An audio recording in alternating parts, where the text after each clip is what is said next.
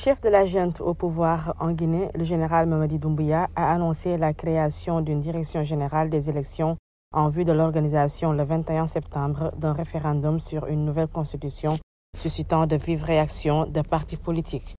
Cette annonce a été faite dans un décret lu à la télévision nationale. Cette nouvelle entité est placée sous l'autorité du ministre en charge de l'administration du territoire et de la décentralisation et est dotée d'une autonomie financière.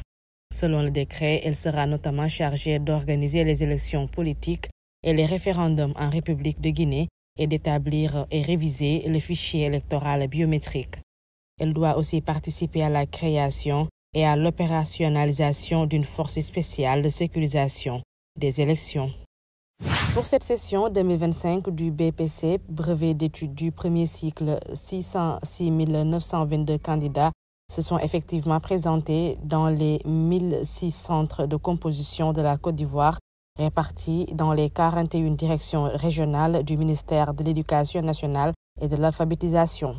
Suite aux délibérations, 312 041 ont été déclarés admis, soit 51,41% contre 40,18% en 2024, a indiqué mardi 17 juin 2025 la directrice de la direction des examens et concours, Mme Diara Kadijata Badji.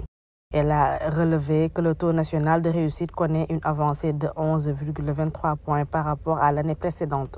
Les épreuves écrites du BPC pour la session 2025 se sont déroulées du 26 au 30 mai 2025. Cet examen est couplé avec le test d'orientation en classe de seconde, évaluation réservée aux élèves redoublants des classes de 3e déjà titulaires du BPC. Le général Mamadi Doumbouya a vanté cette semaine à Abidjan la stabilité politique comme pierre angulaire du développement à 6 mois d'une présidentielle attendue dans son pays. Pour sa première visite en Côte d'Ivoire depuis son arrivée au pouvoir en septembre 2021, Doumbouya a fait part de sa profonde conviction que la stabilité politique est la pierre angulaire de tout développement durable lors d'un point de presse aux côtés de son homologue ivoirien, Alassane Ouattara, dont il a longuement salué le parcours exceptionnel. 2 échéances électorales sont au programme en Guinée avant la fin de l'année, un référendum pour une nouvelle constitution le 21 septembre, puis des élections présidentielles et législatives attendues en décembre.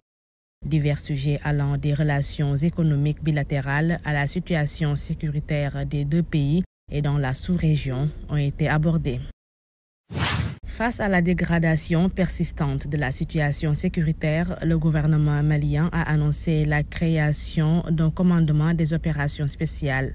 Ce nouvel organe centralisé vise à mieux coordonner les unités d'élite engagées dans la lutte contre les groupes armés actifs dans le pays. Présenté en Conseil des ministres par le ministre de la Défense, le projet de loi entérine une réorganisation structurelle majeure de l'armée malienne. Jusqu'ici éparpillées 4 unités spéciales, un bataillon des forces spéciales, une force antiterroriste, une unité d'intervention aérienne et un groupement de reconnaissance seront désormais placés sous une même autorité. Le commandement des opérations spéciales, un centre dédié à la planification et à la conduite des opérations, complétera ce dispositif. Le complexe sportif de Fès est fin prêt à accueillir des matchs de la Coupe d'Afrique des Nations CAN 2025 après avoir achevé sa rénovation. Après 13 mois de travaux, assure le directeur régional de la Société nationale de réalisation et de gestion des stades. Cette mise à niveau, qui porte la capacité du stade de football à 35 000 places, constitue la première phase d'un projet d'envergure visant à préparer les infrastructures marocaines pour la Coupe du Monde en 2030 qui se déroulera au Maroc, Espagne et Portugal. La prochaine Coupe d'Afrique des Nations se déroulera au Maroc du 21 décembre 2025 au 18 janvier 2026.